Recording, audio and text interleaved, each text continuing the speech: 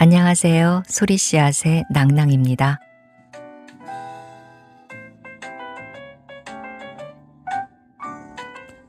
하루가 다르게 달라지는 계절의 공기 잘 느끼고 계신가요?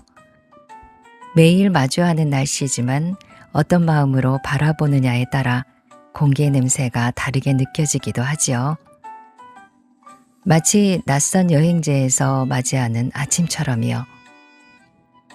오늘은 저 멀리 뉴질랜드에서의 이야기, 아주 담백하지만 깊은 울림이 있는 글 가져왔습니다.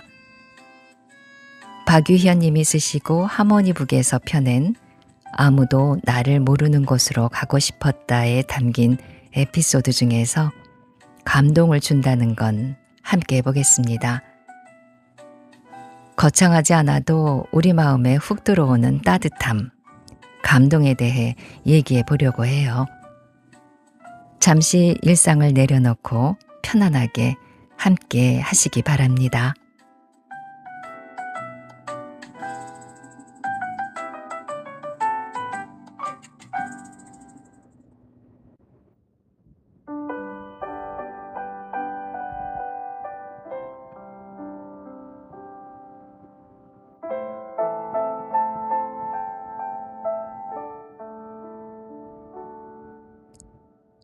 아무도 나를 모르는 곳으로 가고 싶었다.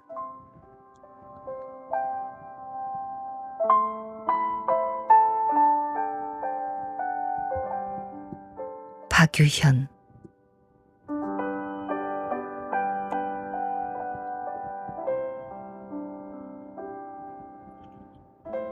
감동을 준다는 건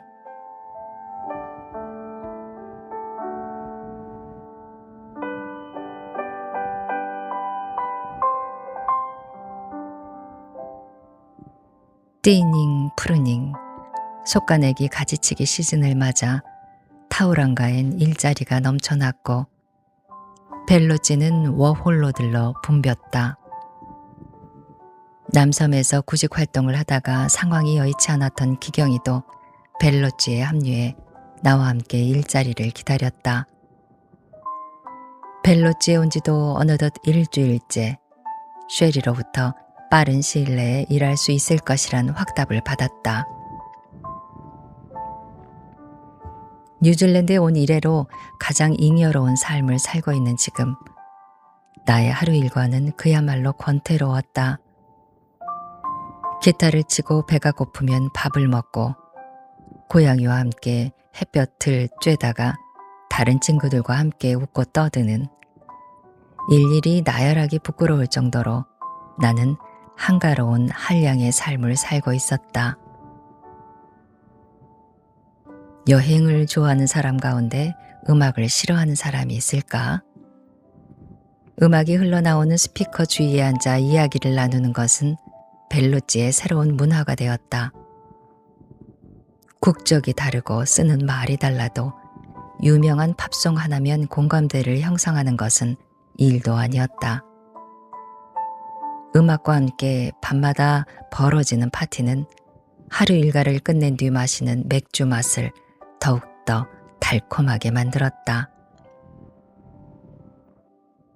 음악은 그렇게 여행자들을 이어주고 삶의 활기를 불어넣는 뗄래야 뗄 수 없는 동반자이기도 했다. 맞은편 방에는 프랑스인 친구 2명이 살고 있었다. 마트일과 멜빈. 커플인 줄 알았지만 내가 커플이냐고 물어보자 둘은 호탕하게 웃으며 커플이 아니라고 했다. 보통 남녀가 함께 여행을 오면 커플이 아닌가 했지만 둘은 대학교 동기였고 마음이 맞는 친구로서 함께 뉴질랜드에 오게 되었다고 했다. 도대체 얼마나 친하면 저렇게 남녀가 함께 친구로 올 수 있을까? 내심 부러운 생각이 들었다. 호주 음악가 출신 존 버틀러에 대해 서로 알고 있었던 우리는 금방 친해질 수 있었다. 그러던 어느 날 테라스에서 얘기를 나누다가 얼떨결에 기타를 치게 되었다. 남들 앞에서 기타 치는 것을 꺼리는 나였지만 초롱초롱한 눈으로 나를 쳐다보는 프랑스 친구들을 외면하지 못한 채 어렵사리 기타를 들었다. 연주할 수 있는 곡 중에 신나는 노래가 없다고 하자 친구들은 그저 오케이만 외치며 뭐든 좋으니 기타를 쳐보라고 했다. 내가 외운 곡이라곤 지독히 감성적인 노래들밖에 없었으므로 기왕 감성을 팔 것이라면 아는 노래 중 제일 진한 감성이 배어있는 노래를 부르고 싶었다. 그리고 잔잔한 이 코드 반주를 시작으로 아일랜드 뮤지션 다미안 라이스의 블로워즈 독터를 불렀다. 초저녁 날씨는 꽤 쌀쌀했고 줄을 튕기는 오른손 손가락 마디가 마비되었는지 감각이 무뎌왔다. 낯선 이 앞에서 노래를 부르는 것은 매우 떨리는 일이었다. 내뱉는 호흡과 가사를 곱씹으며 노래를 부르다 보니 어느 순간 주위에 무뎌진 채 오로지 노래에 집중할 수 있었다. 기타의 선율과 내 목소리가 하나가 되어 어슴풀에 어둠이 내린 벨로지에 울려 퍼졌다. 형편없을 거라 생각했던 연주가 끝나갈 무렵 마틸이 촉촉한 눈가로 나를 바라보고 있는 것이 보였다. 그러더니 눈물을 훔치는 것이 아닌가? 순간 놀라서 목소리가 떨려왔다. 간신히 연주를 끝내고 당황스러움을 감춘 채 기타를 바닥에 내려놓았다. 잠시 정적이 흘렀고 옆에 있는 친구들이 그녀를 토닥여 주었다. 그녀는 멋진 연주였다면서 목소리에서 어떤 슬픔이 느껴져 자신도 모르게 노래에 빠져들었다고 말했다. 누군가에게 감정을 전달한다는 것은 나로선 무척이나 힘든 일이었다. 다른 이들이 만들어낸 노래나 책, 영화를 통해 감동받기에 능했지 감동을 주는 것은 나와 거리가 먼 일이었다. 고마우면 고맙다, 미안하면 미안하다라고 말하는 것이 나에게 가장 어려운 일 중 하나였고 감정을 표현하는 방법으로 항상 편지나 글 같은 간접적인 수단을 택했다. 기타를 치는 것 또한 내 감정을 발산하는 또 다른 출구인 것일까? 어떤 수단을 이용해 감정을 전달한다는 점에서 나는 진정한 겁쟁이일지도 몰랐다. 4년 전 동서울 터미널 지하상가에서 버스킹을 한답시고 친구 승원이와 함께 이 노래를 불렀었다. 당시 우리는 상가 사람들로부터 쫓겨나 자리를 떠나야만 했다.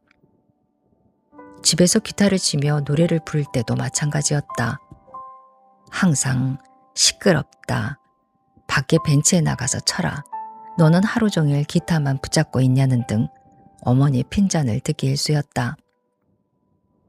물론 그 당시 연주의 개념은 단지 코드에 맞춰 기타줄을 튕기고 가사를 읊조리는 것이었지만 지금 와서 생각해보면 지나온 시간 속 나의 경험과 아픔, 수많은 감정들이 목소리에 무언가를 조금씩 더해가고 있던 것인지도 몰랐다.